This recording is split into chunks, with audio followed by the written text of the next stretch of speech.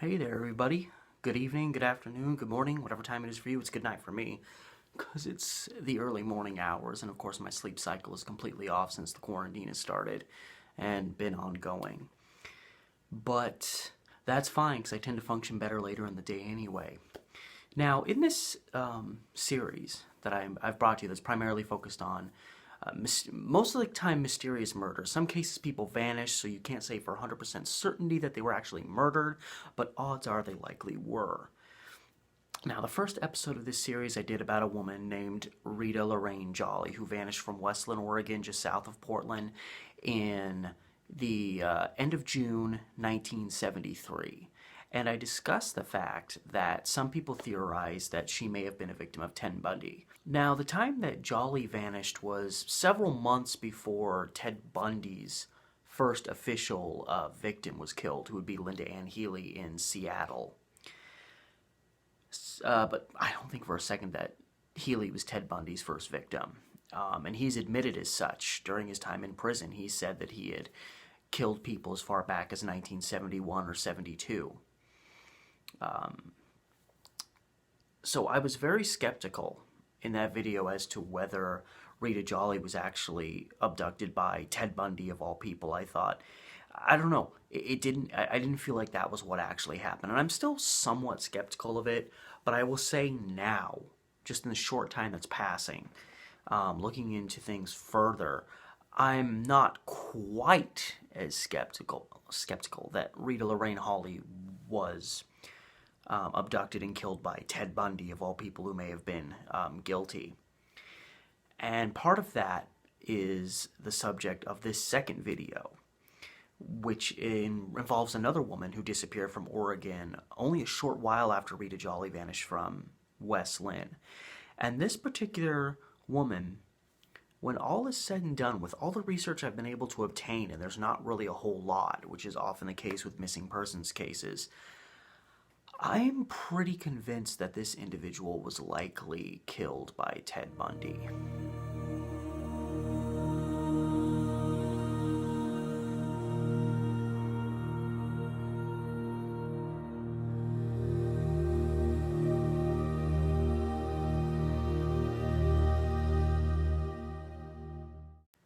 Now, I'm hardly the first person to suggest that this person may have been a victim of Ted Bundy. In practically every listing of people who, women who vanished or turned up dead and we don't know who did it, this individual practically always shows up on that list, and so does Rita Jolly. They both do.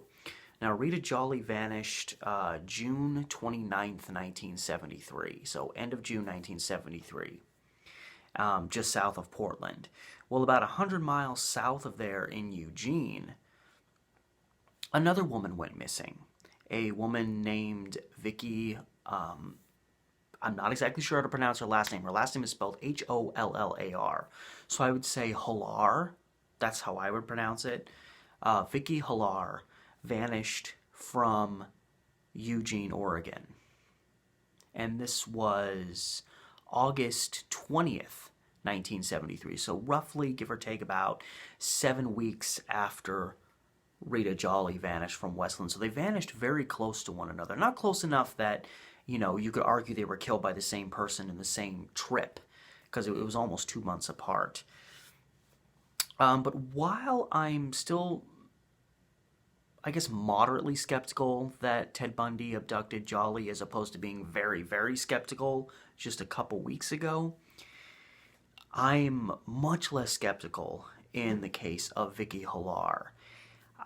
She fit the type that Ted Bundy would go after.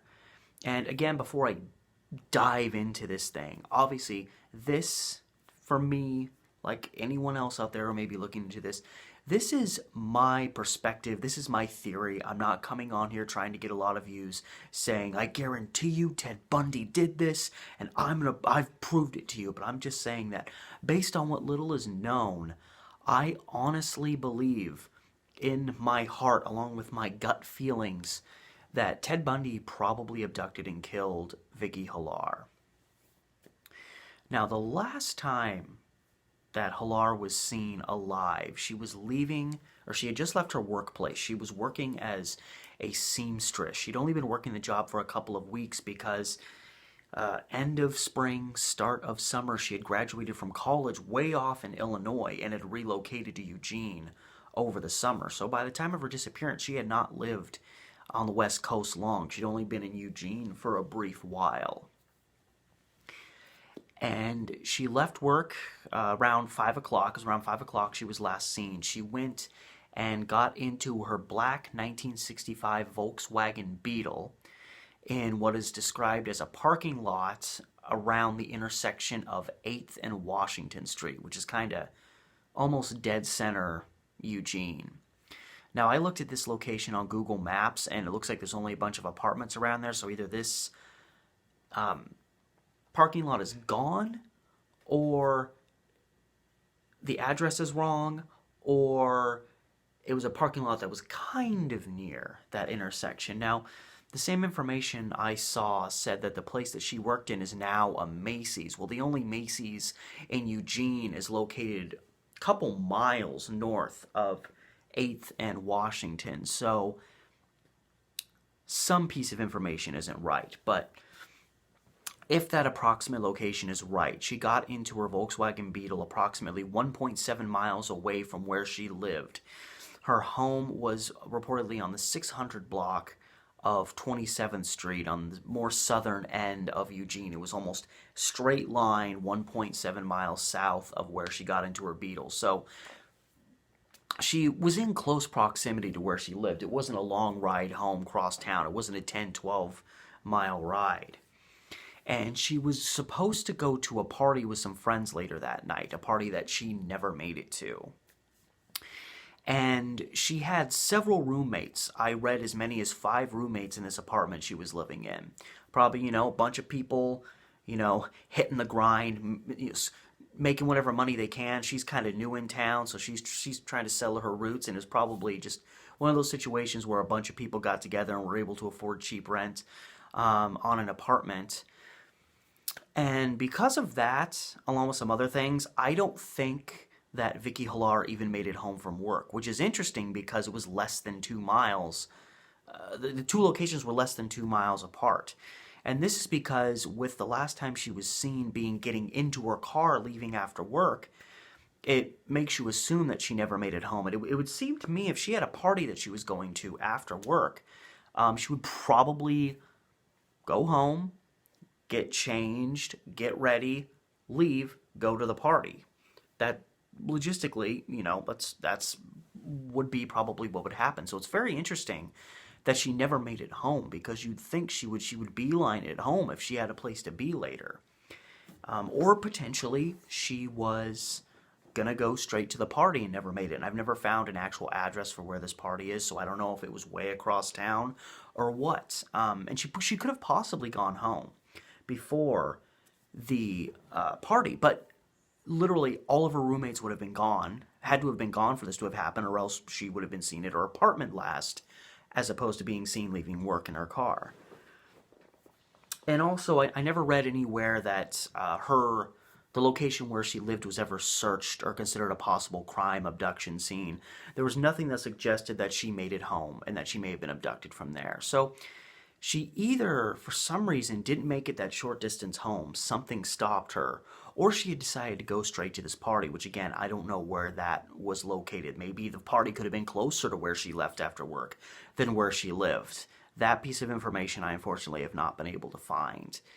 But it does seem interesting that she would vanish in the middle of a 1.7 mile car ride just to get home. And it is theorized that she may have been taken captive by a hitchhiker. Information showed that she did have a tendency to pick up hitchhikers, which is the 1970s. We all know how dangerous it is, especially now, but a lot of people back in the day picked up hitchhikers, especially if it was just people around their town. They didn't think either didn't think or didn't realize how dangerous it was, and people just wanted to be nice to other people.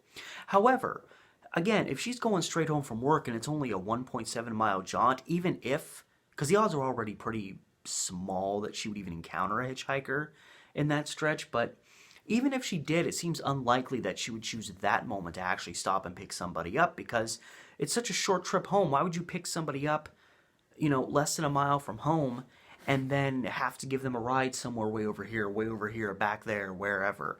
It seemed really unlikely that she would pick up a hitchhiker in this dynamic. So even though that was a common thing for her to do, I don't think she would have actually done that. So I think we're left a little bit back of the drawing board on that one.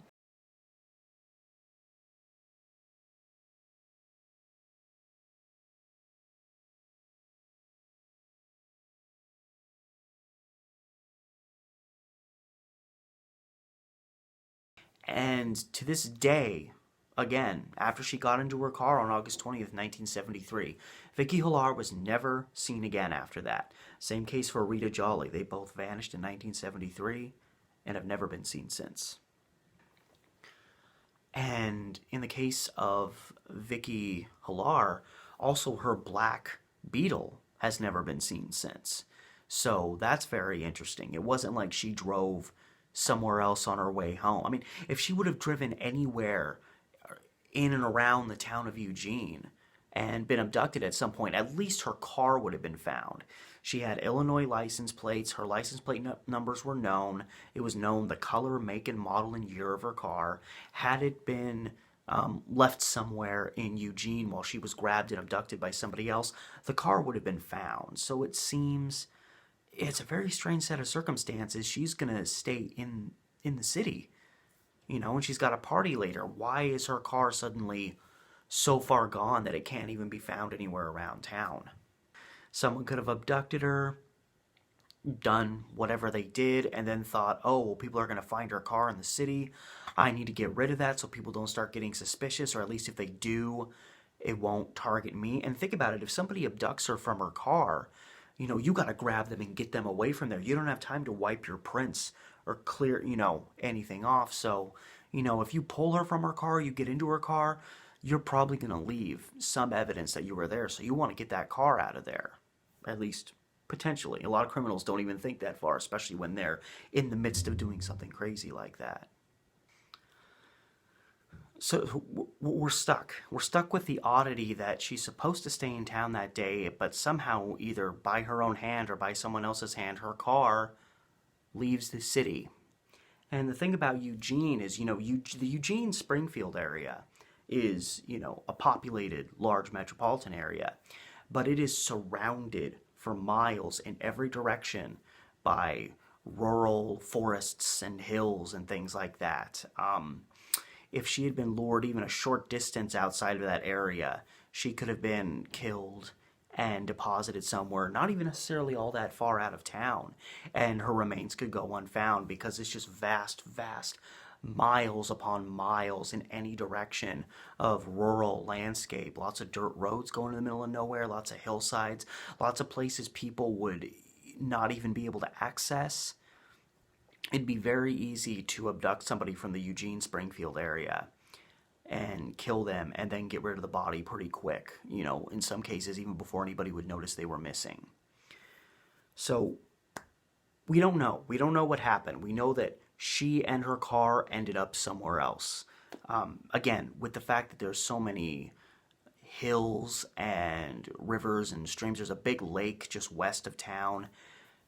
This car could have been deposited in any number of those places, and it's buried in thick, dense brush. It's at the bottom of a lake.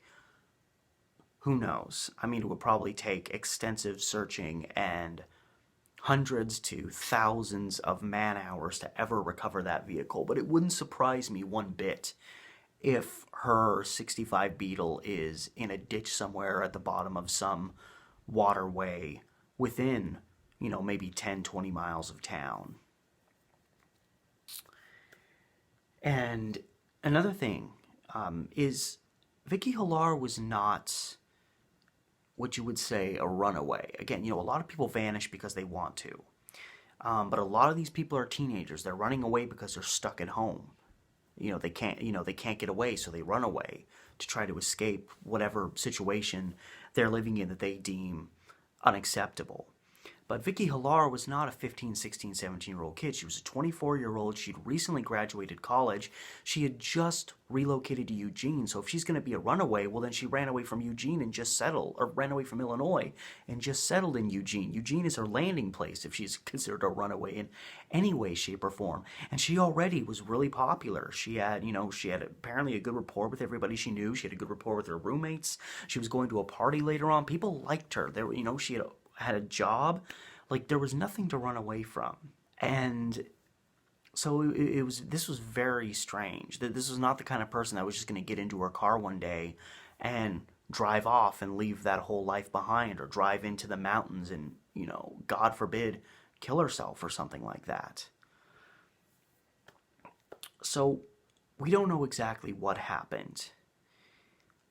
But all that being said, I honestly, and one of the main reasons that I think this to be the case is because in his, literally, I believe he said this in 1986, and he reiterated it not long, I think only 3 days before he was executed. He had a meeting with a Washington State investigator. Unfortunately, he was only given 1 hour to talk to Bundy, and there was Bundy had so many victims, known victims in Washington and suspected victims in Washington. This investigator only had an hour to talk to him, and Oregon authorities wanted him, if he could, to bring up, possible cases in Oregon that were unresolved that they felt Bundy might have been responsible for. And unfortunately, the investigator just ran out of time and wasn't able to ask Bundy about these Oregon victims. But he did verify that he'd killed 3 women in Oregon, 3 Oregonians. And it's known that one of his earlier victims, again, he officially started killing at the start of February 1974, but in May of 1974, he killed a woman named Roberta Catherine Parks. I think she went by Kathy Parks. And she was an Oregon State University student.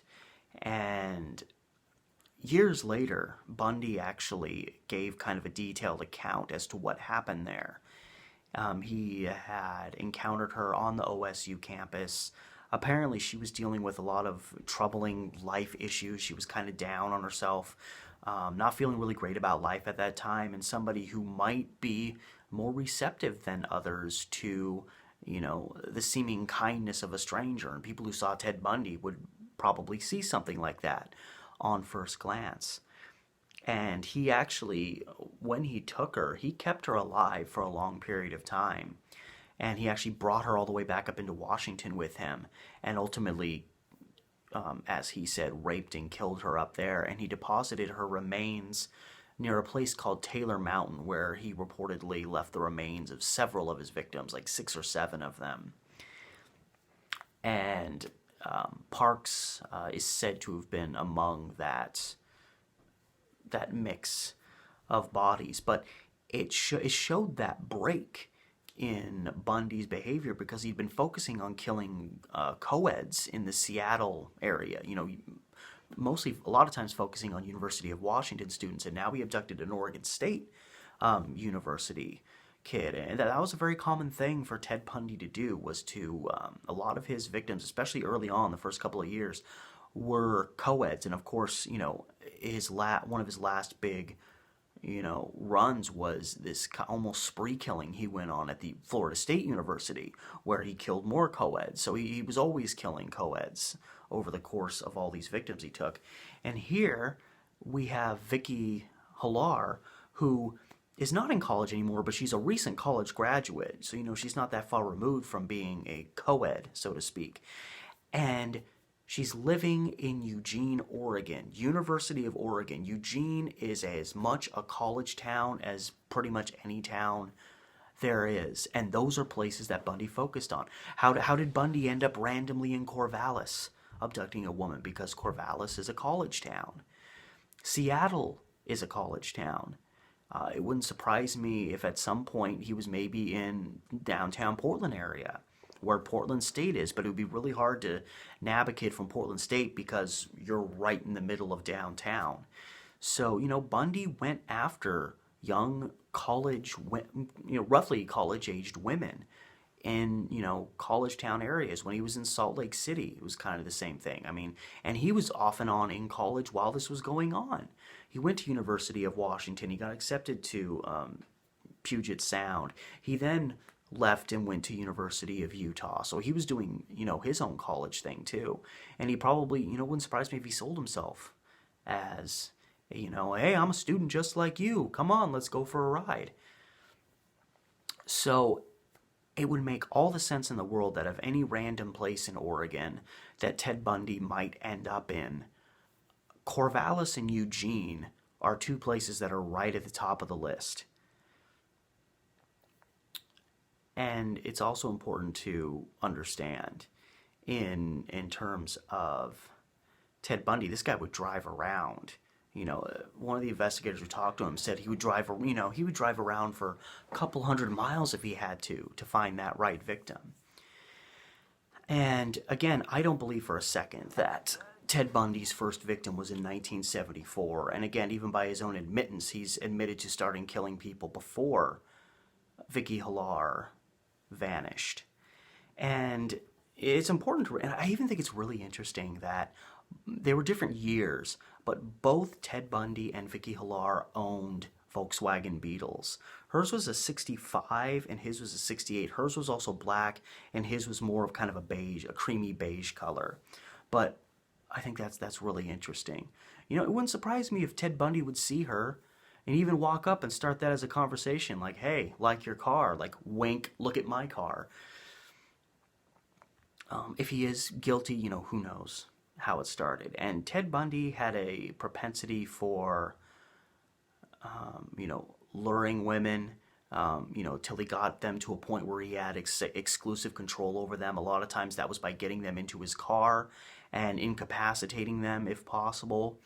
But, and then, after he killed them, he would a lot of times just kind of throw he would pull over and throw the body out somewhere. A lot of the bodies of his victims were easily found, but at the same time, we have, the instances of all these women whose remains were buried up on Taylor Mountain, which is a rural area east of Seattle. That was him actually, taking remains and hiding them, which he didn't do in many cases, but he still did it. And he also didn't always just lure people to his car, because it's really hard to say, how does he lure Vicki Hollar to his car if she's already got her own car and she's presumably driving home or driving to a party? And who's to say that she wasn't planning on stopping off somewhere before she got home or before she went to the party?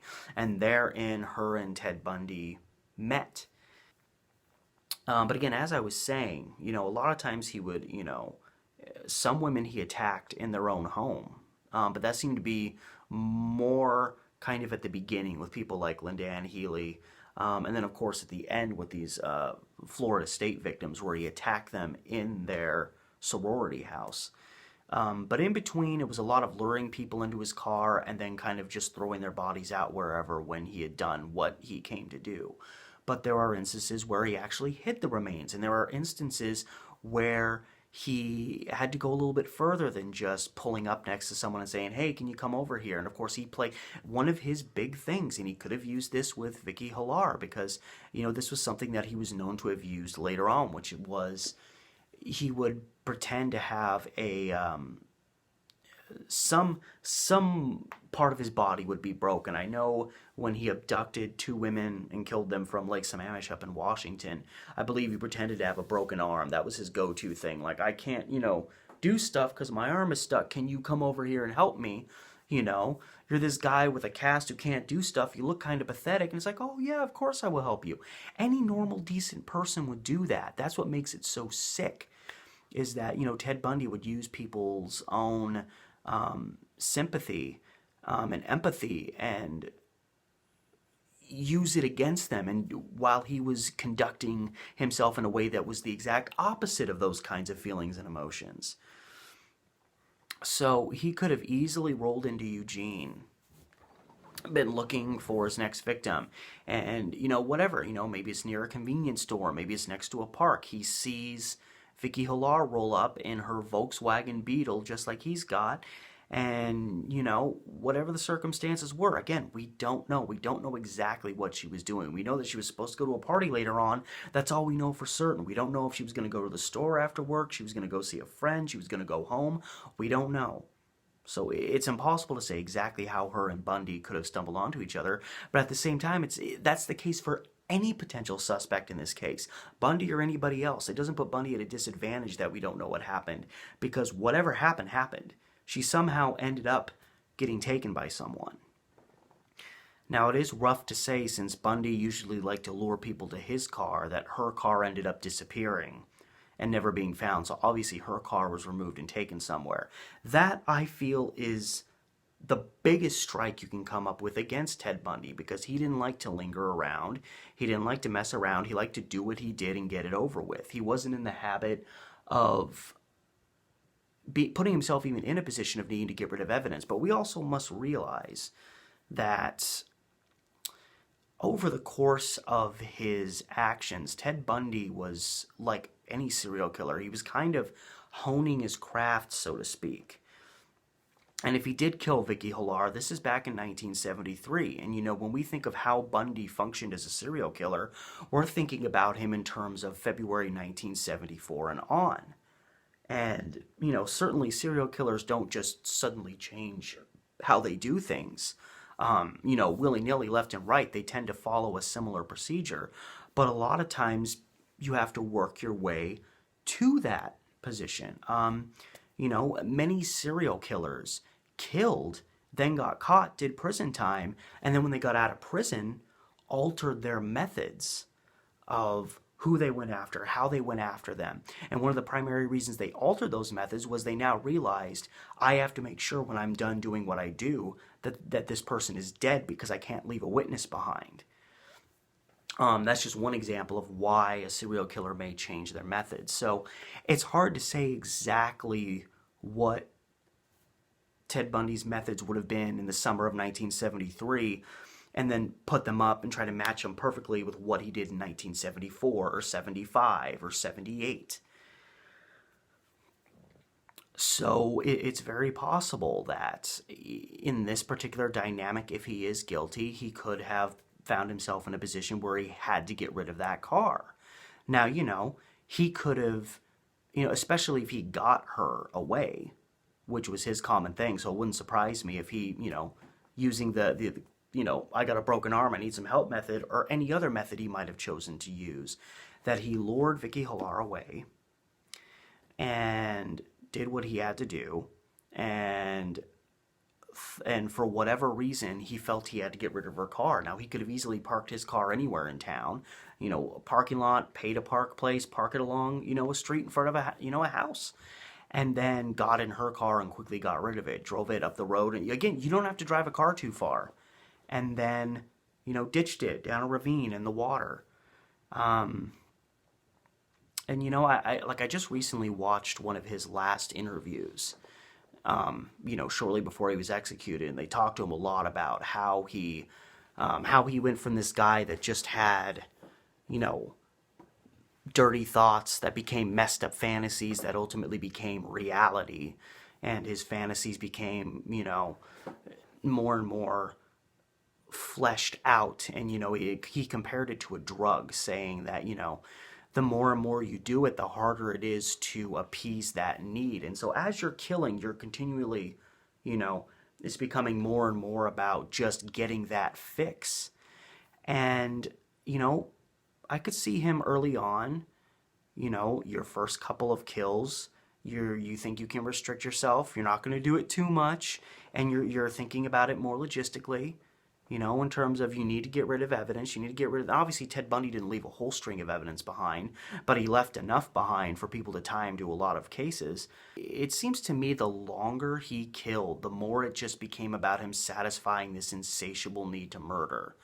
And I think that's why, he ended up getting busted. And he actually was, even though he escaped through his iconic leap out of the second floor window of the courthouse, but he was caught 6 days later after that, and then was pretty much in jail for almost 2 years, I believe. And then when he escaped again, he went absolutely insane on this sorority house at Florida State. because he hadn't been able to, that inner demon had been quashed for so long, and it's like he just went ballistic. And I think the longer and longer he killed, the less he cared about making sure everything was cleaned up, the less he cared about hiding the remains. Most of the remains that he actually hid up on Taylor Mountain were his earlier victims, victims from pretty much just 1974. So, it wouldn't surprise me. And, one of the things I tried to look into, and I found some general information, not something that I can verify with specific dates, because, okay, fine, we know that he killed Roberta Parks in May 1974. We know that. He admitted to it. He gave his detailed story on it. That at least verified that, he wasn't only hanging around Washington. There was at least one time that he had traveled down into Oregon, which meant he could do it again. You combine that with the fact that he admitted to killing 3 women in Oregon, and we only have one that was actually named. He never officially, unfortunately, gave the name of the other 2 women that he said he killed. And maybe he was holding that back. I don't know. The people that, especially when investigators tried to talk to him, especially near the end, they would ask him about some murders and he would be open with them, and then other murders he wouldn't go into, and they think that he was trying to hold back as much as he could while being quote-unquote cooperative, so that he could keep prolonging his death sentence. If he would promise to provide more information about this case and that case that he hadn't before, they might give him another stay of execution and another stay of execution. But finally his time ran out in 1989, and he ended up dying, never providing the identity of these 2 other Oregon victims. And of course, again, you have Rita Lorraine Jolly and Vicki Hollar vanishing in the summer of 1973. And I tried looking into Ted Bundy when he officially started killing people. And one of the things I noticed was, he was trying to rise up through the ranks of the Washington State Republican Party, and he'd actually been brought on to do work for the party. And during the summer of 1973, he traveled down into California for work in relation to that. And I wonder, did he travel alone? Did he travel by his own car? Because if you're going from the Seattle, Washington area down into California, the most logistical way you would go was down Interstate 5, which cuts right through Eugene. And, again, if anybody has the particular dates that he went down to Cal, even if not for that particular, the Republican Party event, he also was known to have traveled during that summer down to California to visit his former girlfriend, who was living kind of down by the Bay Area. And interestingly enough, in 1973, several women turned up dead in Sonoma County, just north of the Bay Area. And some people are theorizing that Ted Bundy may be responsible for those. But, this all painted this picture that Ted Bundy actually traveled from Washington down to California multiple times, especially during 1973. And during the summer of 1973, he at least went Seattle down to California at least a couple times. And each time he would logistically travel right through Eugene, giving him a reason to be there. And, he could have been, the beast is coming back, because Ted Bundy wasn't one of these serial killers who had a cooling off period of, 5 years or 10 years or something like that. This is a guy that had a cooling off period of like a couple of weeks, maybe. So, this was an appetite he had that needed to constantly be refueled. So, nobody knows how many. I'm sure he killed at least a couple of people in 1973, even though officially nobody knows. But there's a lot of women that it is believed he killed. And so we can't say exactly how insatiable his appetite for killing was in 1973 compared to 1974, because we don't have quite the same verification of murder in 1973 as we do in 1974. But it's totally practically verified that Ted Bundy passed through Eugene at least twice, 2 or 3 times in 1973 during that summer period. And that could have easily put him in Eugene right when Vicki Hollar is living in there and right when Vicki Hollar goes missing. And, is it possible the same thing could have happened to Rita Jolly? Possibly. Again, I see him, if he's traveling into Oregon looking for victims, he's going to stay on Interstate 5. If you don't know the city of Portland, you've got Interstate 5, which cuts right along the east side of the Willamette River, right across the river from downtown, and then crosses over and starts cutting through southwest Portland and into areas southwest of the city. So that's way over here. And then I-205 begins in Washington, breaks off of it, and then kind of goes through the east side of Portland as opposed to more towards the west side. And then ultimately south of Portland reconnects with I-205. It's just this little brief break-off freeway. And that is much closer. I-205 goes right by, literally, it's right down the hill from Sunset Avenue, which is the road that Rita Jolly was last seen along. So I could see someone pulling off of Interstate 205 and possibly abducting her, but anybody pulling into Portland who would be a Ted Bundy type looking for a fresh victim, they would probably stick to I-5. And, there was no... college over by where Rita Jolly was. There really isn't as much of a reason for Ted Bundy to have ended up way over there, as opposed to Eugene, where logistically you'd go right through there if you were traveling through. And again, it's a college town, and college co-eds, and even unfortunately, some high school girls were very much in Ted Bundy's forte. And Ted Bundy tended, obviously there were exceptions, because again, as a serial killer, a lot of times you're settling for victims of opportunity, but there were a lot of comparable appearances between the looks of Ted Bundy's victims, and there's always been the idea that the first girlfriend he had, who broke his heart and told him that he wasn't good enough and he was, immature and this and that he kind of attacked women that reminded him of her, and she had, brunette hair that was parted down the middle. So a lot of his victims, not all of them had hair parted down the middle, but most of them had dark hair, brunette hair. And Vicki Hollar had dark brunette hair as well. I couldn't tell if it was parted down the middle. She had, in the pictures that I saw, I'd have to go back and look at it, but she did have dark hair. She had that look of, the type of person that Ted Bundy could go after. But one of the things that I did, because I really wanted to, again, I kept getting brought back to the idea that Ted Bundy there was 2 people that he killed in Oregon that he never named. Well, if you've got 30 possible women that disappeared during that time, then, maybe it's Vicki Hollar, probably not, because there's so many other women, who's to say.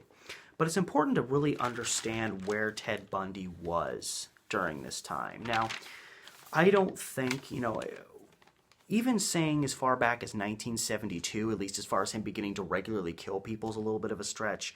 I think maybe the end of 1972, maybe even into the summer of 1973 was probably when he first started killing, at least with some regularity, maybe a victim a month or maybe a victim every 2 months, at least a couple of people in 1973. And a lot of his, Oregon and Washington killings, mostly Washington killings, officially were between February 1974 and August of 1974. Sorry, I'm having to... He did this in 73, 74, 75. I don't even know anymore. But he left for University of Utah in... August of 1974. That was when he left the Pacific Northwest. And certainly, living in Utah, he could have made a few trips back that way. But from the time he moved to Utah, all of his victims, at least known victims, were killed either in Utah, Colorado, or I believe there was one victim in Idaho, and that was in Pocatello, which is way off to the eastern edge of Idaho, so still a far away cry from even crossing over into Oregon. That's before he got arrested and ended up in jail for a long period of time. And after his second escape, which was December 30th, 1977, he immediately fled east. He was in Chicago by the next day, and as far as we know, he never even came back to the western half of the United States at that time, and within 2 weeks, he was in Florida, killing these Florida state co-eds, and he was lingering in the Florida area before he was finally apprehended. He was apprehended on February 15th, 1978, after, doing his usual thing. The police tried to stop him, and he did everything to try to escape, but they got him. They managed to obtain him and arrest him, and that was the last day that he was a free man. So there's no real evidence that he even came back into or even killed anybody in Oregon or Washington after August of 1974 when he relocated. Obviously, who knows who else he may have killed, but the fact that every known victim, and there were a lot of them after, the midpoint of 1974, the fact that they were all in other states leads me to believe that it seems like a stretch that he really ever killed anybody in the Seattle area or in the Willamette Valley. I mean, Eugene's kind of towards the southern end of the Willamette Valley.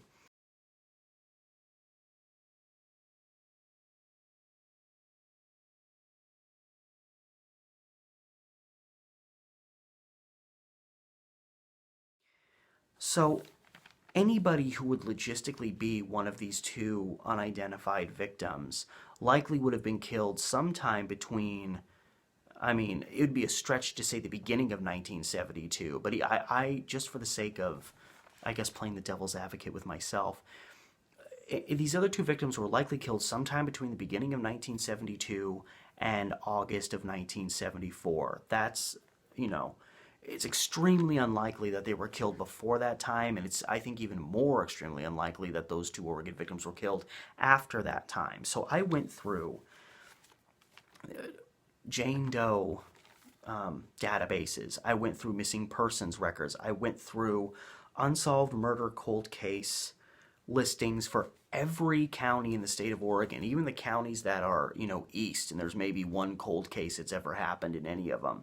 I covered every single case in the state of Oregon to find any unsolved murders, Jane Doe victims, missing persons, anybody who could have perceivably been a Ted Bundy victim that hasn't been identified in the whole state of Oregon between the start of 1972 and August 1974. Now, even in doing all that, I may have missed a person. Someone may not have shown up. There may be a victim who's never been recovered and isn't even known to be missing. But in all of that research, using all the, online outlets I could to try to find any person that may, even in the slightest, potentially be a Ted Bundy victim from that time period, I only found 7 people. And 2 of those are Rita Jolly and Vicki Hollar, so that leaves only 5 other people. And these were the individuals that I found. There was a Barbara Ann Bryson who was 19 when she vanished from Staten, Oregon, which is, I believe, a little east of Salem. She vanished from Staten after going to a party, and is another person who has never been found. Now, she disappeared July 15th, 1972. So I think, again, Bundy, it seems like, passively alluded that he had killed someone in Seattle in 1972. That's how we know that he at least started killing by that time, but we don't know when. We don't know if that was early 1972. We don't know if that was the end of 1972. We certainly don't know if he crossed into Oregon and started killing anybody after that. So even some of these 1972 missing persons cases, I really do question whether they could be Ted Bundy, because they're still so early, and we know when Rita Jolly and Vicki Hollar went missing, we know that Ted Bundy was killing by that time. But 1972, we don't really know when he really started doing it somewhat regularly. So Barbara Ann Bryson disappeared in the summer of 1972, over a year before Vicki Hollar vanished. And I believe there was another victim who vanished in 1972. Yes, there was, and I actually find this to be a somewhat a possibility. Granted, this is another person who was found more in the vicinity of I-205 as opposed to I-5, but who knows? But On March 23rd, 1972, a 28-year-old, which 28 is actually kind of old for Ted Bundy, if we're going to be honest, a woman named Alma Jean Barra, 28, vanished, again, March 23rd, 1972, so this is even earlier. This is the spring of 72, after leaving the new Copper Penny, which was demolished like 2 years ago. It's in Southeast Portland. It's kind of close to where I work. I actually did a vlog where I was kind of going through the neighborhood Lents is what it's called, and I actually got some video of the new Copper Penny a little while after it had been shut down, and it was empty, and there was holes broken in the window, and it was shortly before it was demolished. But the new Copper Penny, again, I think it's a possibility because this woman, Alma Jean Barra, was seen leaving with an unidentified man, so it seems very much like some guy led her away and then killed her. And she was found in the Willamette National Cemetery, just 40 feet off the main road, which the Willamette National Cemetery is way off to kind of the southeast part of Portland and kind of going up into the hills. It's almost directly east of where the new Copper Penny is. So there's Ted Bundy elements to it. Him leading a woman away, killing her, and then depositing her on the side of the road, like out on the edge of town. But I still think it's a little early. And the thing about the new Copper Penny is in an area, it's a little nicer now, but the new Copper Penny, especially in the 70s and 80s and 90s, was a really rough area. They're actually, in the last 10 years, the new Copper Penny was open. There were multiple shootings there. Creeps and weirdos just loitered in that area. So it honestly could have been any lunatic living in the area that was hanging out at that dive that was like, hey, you want to get out of here? And then here we are all these years later, and she's never been seen since because that guy took her off and did something to her. Now, another possible victim, and again, this veers us away from the Willamette Valley to Central Oregon, which there's not really any evidence that Ted Bundy spent any time in Central Oregon. Yes, he had a victim in Idaho. Yes, he may have passed through Eastern Oregon to get to Utah, but there's not really any evidence that Ted Bundy spent any time in Central or Eastern Oregon. But for the sake of discussion, because this is another case that came up on July 11th, 1973, a 17-year-old girl named Sue Wickersham vanished from Bend, Oregon, which is about as close to smack dab in the middle of the state as you can get. She was walking home, and she just vanished. And I don't believe she was found. I'm not certain if her remains were ever found either. But, Bend is now it's this kind of almost like a resort city. You got to have a lot of money to live there. But back in the 70s, back in the 90s, I remember going there in the 90s, and it was a dive, middle of nowhere town. And it was surrounded by, nothing. Rural, nowhere. You could easily ditch a body somewhere. But it is important to acknowledge that Bend is, or at least was and is, technically a college town. Central Oregon Community College is there, and an extension of the Oregon State University is also located there. So that could have possibly been a grab for Ted Bundy, that there are college people there. So that is, again, including Rita Jolly and Vicki Hollar, that is 5 of the possible victims. And honestly, of those 3 new ones I've mentioned, I really only think of Sue Wickersham as a real likely possibility, as a potential Ted Bundy victim. This is another woman who was vanished and is presumably murdered. That happened in the summer of 1973. But again, I'm certainly not as convinced in her case as I would be for Vicki Hollar, who lived right on the main drag heading down to California in a much more well-established, well-known college town like Eugene. So there were 2 other women that I found. And this was seriously, there was only 7 women I found to account for 2 victims. And 4 of them I don't even really think are likely, which leaves us with 3 people to account for 2 deaths, at least, logistically speaking. Now, these other 2 women, neither of whom I think Ted Bundy killed. One was named Deborah Lee Tomlinson, who was 16 when she vanished from Cresswell, Oregon on October 15th, 1973, so the fall of 1973.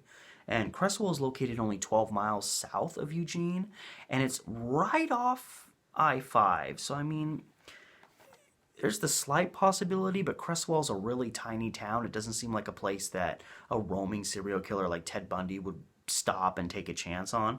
And it was also acknowledged that Deborah Lee Tomlinson was apparently a reoccurring runaway, and that this particular instance, it was known that she was running away from home and that she left with another teenage girl. So, could they have ended up in their efforts lingering along I-5 and Ted Bundy picked one of them up? Maybe.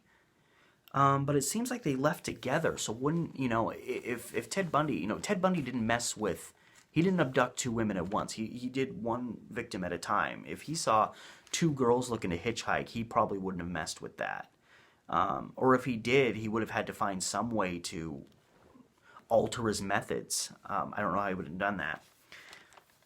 But I don't think that this woman was likely a victim of Ted Bundy. While it's, a possibility.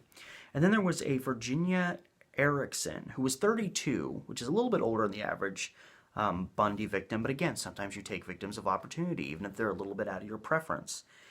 And Virginia Erickson disappeared from Sweet Home, Oregon, which again, Sweet Home, Oregon is kind of more or less east of Salem, and you're kind of getting out to a much more rural area where you'd have to be going more out of your going more out of your way to get there, which is one reason I don't think Ted Bundy would do it. And Sweet Home area is a strange area. A lot of weirdos and nuts have come out of that area. I remember doing a cross-country meet my junior year of high school. We went to the Sweet Home Invitational. We went to a park on the edge of town.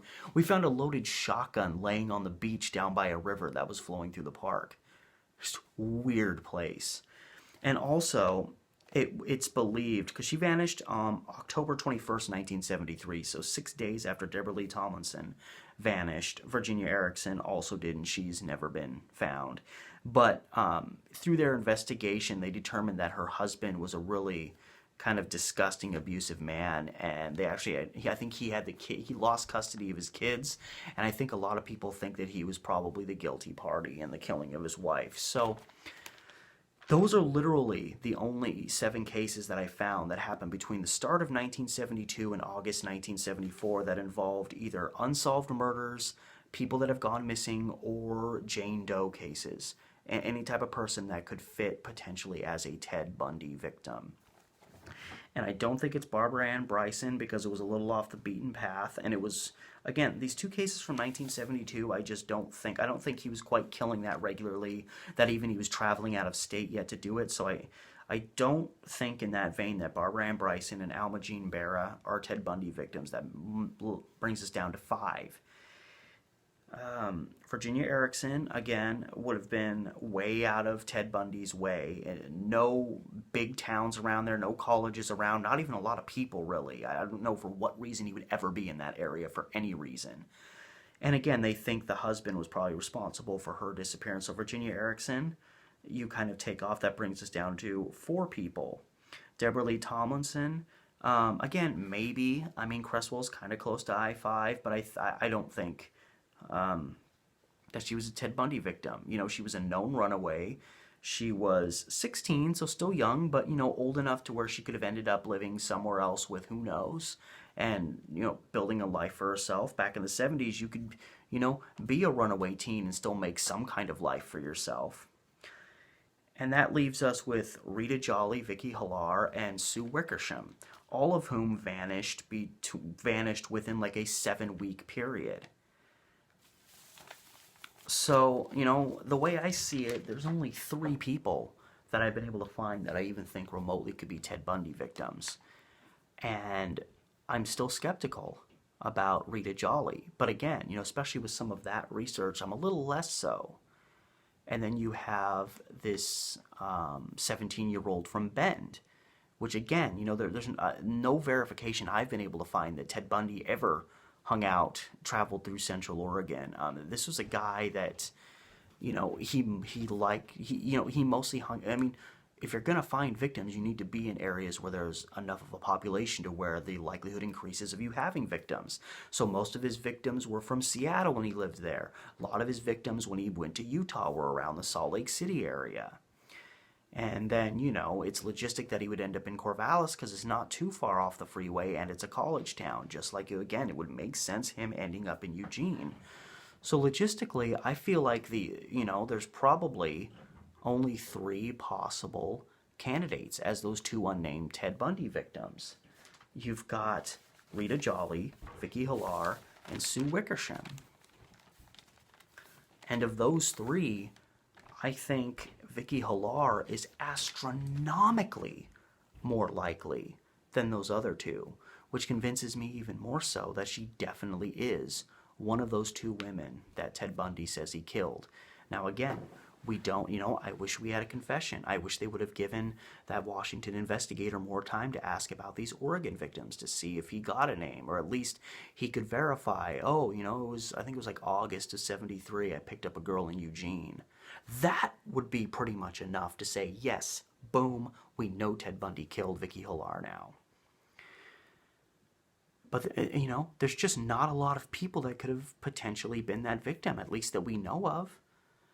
And so I definitely think, based on what we know about the kind of girl that Ted Bundy went after, the fact that we know he had to have passed through Eugene a couple of times during that summer. Again, I wish I could get the dates down. The fact that Vicki Hollar was living right in the kind of area that Bundy would go searching for victims, and that she totally fit the type of female that he would go after. Roughly college age, brunette hair. And, just the odds of it. I genuinely believe, and again, this is just my perspective, this is my theory, based on what little we have about Vicki Hollar's disappearance, comparing that against Ted Bundy, that when all is said and done, I genuinely believe that Vicki Hollar was abducted by Ted Bundy on August 20th, 1973, and it's just another of those probably multiple murder cases that he is guilty for before his first official one in 1974. That's what I think. And until they show me definitive evidence that Vicki Hollar is not one of his victims, which I don't even know how they would do that now. She's never been found and Ted Bundy's dead. But yeah, until I get verification that that is absolutely not the case, I honestly believe Vicki Hollar was killed by Ted Bundy. But obviously, there's still a lot of information we just don't know. So, thank you so much for watching this video. And again, I prattled on a lot about Ted Bundy this, Ted Bundy that. When all is said and done, it's still important to understand that this was another young person again, she vanished. We don't know exactly if she died, but in cases like this, odds are within a couple of hours to a couple of days, she was likely dead. And the fact that she has not been seen in almost 50 years, I don't think she's one of these people that somehow magically ran away and fled this life that she was actually apparently very happy with, and somehow started something fresh and has managed to stay under the radar for whatever reason she would want to. I mean, she literally just graduated college. Why would she want to have to start a new life under, presumably a fresh identity or something now? She's just starting the beginning of the rest of her life, post-college life. So I definitely think she's dead and she was abducted and she was killed by someone, and her remains are probably somewhere just outside of the city of Eugene and Springfield. In a ravine, mixed in with some brush, buried underground over time, had some things wrapped around her to wear down, sunk into the bottom of a lake or a river. Any number of those things could make a person disappear forever, and we'd have no idea where to look, even though we'd have a general idea of an area that might work. So it's important at the end of the day to remember that this is somebody who likely died a horrible death without really having the chance to live, most of her life. She only got to live about a third of her life. So, you know, despite my clamoring on about Ted Bundy this, Ted Bundy that, that's obviously the focus is I think this person's responsible for killing this person. It's not to put Ted Bundy, the iconic Ted Bundy name, up on a pedestal over the victim. Because the whole reason I'm doing this video is because a woman in Eugene vanished many years ago, and we don't know what happened, and she's never had justice, and it's very likely, as far as I'm concerned, that she died in probably a very painful, graphic, and horrible way. And, you know, that's what really matters. At the end of the day, always remember the victim is what matters. The killer gets the headlines, the victim is what matters. So again, thank you so much for watching today's video in this murder mystery series I've been doing. Remember, as always, to like, share, subscribe. Hit up my Patreon if you want to as well. And until next time, this has been Steve the Amateur Historian, and I'll see you next time.